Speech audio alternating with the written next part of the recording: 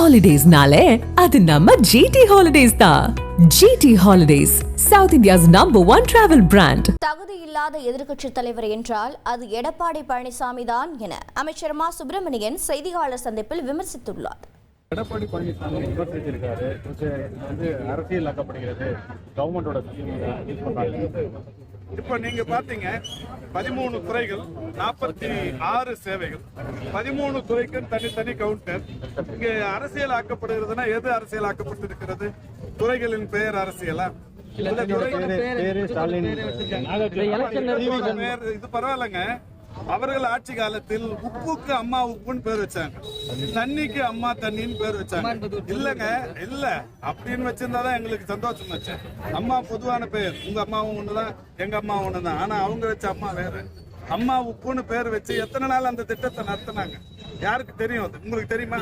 எத்தனை நாள் அந்த திட்டத்தை செயல்படுத்தினாங்கன்னு தெரியுமா? எத்தனை மூட்டை உப்புக்கு அந்த பேர் வச்சாங்கன்னு தெரியுமா? எத்தனை நாள் அந்த திட்டம் செயல்பாட்டில் இருந்ததுன்னு தெரியுமா? வச்சாங்க பேர். திரு எடப்பாடி பழனிசாமி தேர்தல் பிரச்சாரத்தை பண்ணி நிற்கிறாரு. ஒரு இழிவான பிரச்சாரம். முதல்வரை நேற்றைக்கு கூட ஒருமையில் பேசியிருக்கிறார்.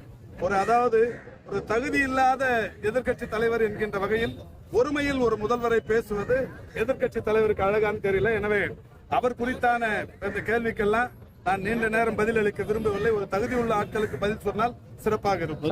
Holidays-nale, அது நம்ம GT Holidays தான். GT Holidays, South India's #1 travel brand.